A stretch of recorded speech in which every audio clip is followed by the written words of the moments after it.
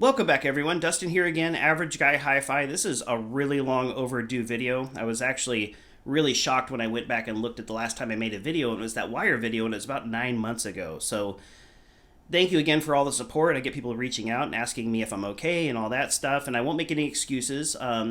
Just I kind of got a little bit burnt out, I would say. I was losing money on videos, and then I got busy at work. So if I do have any excuses, those are kind of them. But to be honest, I do this as like a passion project, and I kind of went a little bit overboard, got a little bit burnt out, but I've got some really kind of get back to the basics style packet like speakers that I bought that I want to review for you guys, because as you've witnessed, I've kind of upgraded my system as this channel has gone, even though, it's not like I make money on this channel.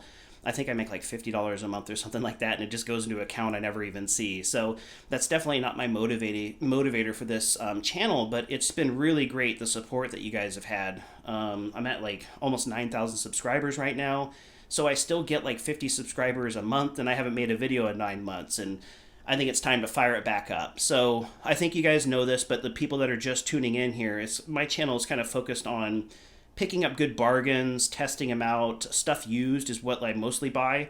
So that's kind of for beginners, I try to do beginner videos, more of just like hands-on, my impressions. I'm not kind of like Aaron's Audio Corner, who's like one of my favorite, and Youth Man. They have these really great videos, but mine are kind of more simple. If you go look on the used market, you run across some speakers. Hopefully I've had the chance to get my hands on them and review them a little bit for you guys, so you're not going in totally blind. And I've owned thousands of speakers, hundreds of subwoofers, so I kind of have a little bit of experience on that side of things, and trying to keep it not too technical as well too. So the reason I'm making this video now is that I am changing out my LCR, and you guys are probably familiar, but these are my KEF R3s. These are the originals, not the metas. These are getting sold tomorrow. Well, two of them are. In the center channel, if you guys need a single R3 out there in Walnut, I'll make you a good deal on it. It's got some damage, but it's still in really good shape. So wanted to make this little room tour video and show you guys what I've been up to. So some major changes kind of going all around here. Kind of start with this leather couch. It's probably one of the best additions I've made. Top grain leather. I always wanted an orange couch for some reason. I got a little bit more modern styling, but it has like the adjustable headrests. It has like the power and everything in it. So that's been just a killer addition. One of my other favorite upgrades, which hardly cost me anything, is that I added this curtain behind the TV. So at nighttime when I'm watching movies and stuff like that, it really just takes away, there's no distractions. You're looking at that screen, and that's kind of all you're really looking at. I do have some lights down there. Those are my Halloween decorations. I probably should have removed those before this video, but I really kind of like how that turned out, and it's an inexpensive upgrade. So if you got a wall that has some kind of distracting, whatever, windows, art, stuff like that, I would recommend doing this because it makes your eyes really focus on the screen. And speaking of the screen, this is another new addition. My trusty LG I think it was a C5 OLED, nope, C9 maybe? I can't even remember now, but I replaced it. It was a 65-inch TV. I wanted to go bigger, so I sold that off, and I ended up getting this one. This is the LG OLED C2 77-inch TV. Just got Enter the Dragon on 4K. There's tons of great sales right now for Black Friday on Best Buy. Go check those out. There's great movies for like $10, $8, $20. You can get some really good deals. But this LG has just been a killer TV. I'm probably going to go through the trouble of, I kind of really am good at tweaking my system, but I'll probably bring in the professionals at some point just to really kind of see what I'm missing here. But there we go. That's kind of that front stage. It really turned out well. I've really, really enjoyed it, but it was just time for me to kind of upgrade a little bit here. So, again, that's the right channel KEF R3 in Walnut. Really beautiful speakers. I kind of, again, have a little bit more modern styling, so I thought this was a pretty solid combo. I do have them on the RLX riser there, or the isolation riser, whatever you want to call it. Then I have my REL, one of my REL, this is the 1508 Predator, so the original REL Predators. I bought these, and then the 1510s were released like, I think 3 months later. But the good news is I've been super happy with them. I know people out there, there's better performing subwoofers for the money, but I'm telling you, a lot of people are sleeping on these REL HT series for the money. These have just been killer. I dropped them into place. they integrated very easily. They have a massive amount of kind of punch to them, which is what I want. I don't really need the deep stuff here. Just a little inside here. This room is only about 12 by 15, so it's teeny. So this is way too much firepower. Even these dual RELs, they're turned way down. I don't even have to turn them up very loud, and I don't listen to the system very loud to begin with. So then we have the KEF center. That's the one that is not sold yet, but I'll be replacing it with an actual center channel.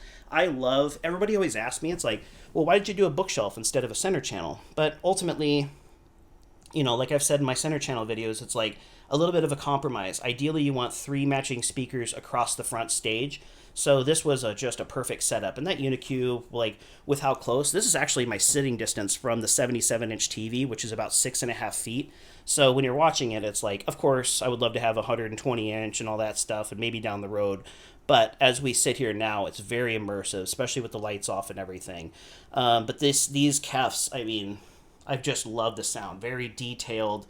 They don't need to produce a whole lot of bass, but they do have a good bass if I fire it up in 2-channel and turn off the subwoofers, stuff like that. But these will be getting swapped out again. So there's the other REL.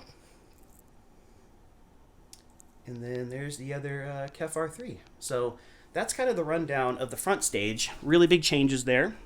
Actually, just added this little guy, little electric fireplace. I kind of wanted to make it a little bit more homely in here. Just, you know, the winter time's coming. So here's kind of my trusty dB meter. I've got my Harmony Ultimate. I'm going to buy a backup because I know they don't make them anymore. There's the and if you guys can guess what that is, this is a little bit of a hint for what's coming up here for one of my upcoming videos. So see if you can guess what that is. It's part of speakers, obviously. And here is one of my surround sounds. So this system is a 7.2. You'll have to mind my wires. This is usually kind of tucked away more here, but I wanted to pull everything out so I can kind of show you. And this is the KEF T301 surround speaker with the matching KEF stands. And they're really nice because they're super low profile. I even cut my rug so I can get them nice and tucked up against the wall. But it just works beautifully in this room. And then, pardon the light here. And then in the back there I have 2 for my back surrounds. I have 2 KEF T301s. 101s, sorry about that.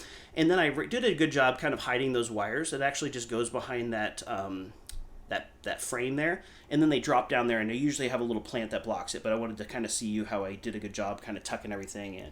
And all the wires from this front actually run right under this fireplace. They run right kind of across that threshold cover, and then right to the other addition here. Got my Xbox on top, my trusty laptop where I make my money, and then this rack right here that I ended up buying. So I moved all the gear from underneath the TV like I used to have it, and kind of put it in this rack. And then we'll just kind of go over what I have here. So again, have the Xbox up top there. This right here is a new receiver. So I actually ended up buying an Anthem receiver, and I had some issues with it. It's not Anthem's fault. I mean, these things have so many features. I couldn't get the software to update. Hopped on the phone, talked to a few different people. A little bit of an issue there, but it wasn't that. I'll go back to Anthem one of these days because I know they're kind of the most recommended.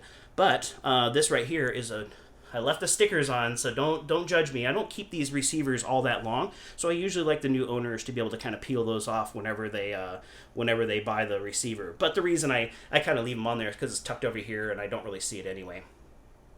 But definitely if it was under my TV, those would be removed. This is the Denon X4800H, so has all the newest stuff. One of the newer Denon receivers. The 6800 I think is the next one that's coming out here. But this thing has just been perfect for what my use and how often I swap out speakers and how often I'm kind of just making changes to the system. Denon, you know, I'm very familiar with them. I know there's probably a little bit left on the table, but with the new app and everything like that, you can tune these things to be really, really good. So you can even add Dirac Live now to these things. So super happy with that thing. And right now it's on sale. I think somebody just posted a price that they have them somewhere around the $1,500 range, which is a really good value for that. Or even the X3800, which is very similar to this. I don't even know if you'd notice a difference if you'd A and B them compared to each other. This one's made in Japan, a little bit more expensive than the 3800, but I kind of just chose to go, you know, to the 4800 there. Then we have my trusty DP-UB820. That's my Blu-ray player. We have the Harmony hub there. Those are just battery controllers for my Xbox. Then we have the Panamax M5400-PM. Then we have, I actually have another fan that goes on top of the Denon as well too. That would just do a better job hiding the wires. But again, you don't see these wires when you're kind of standing.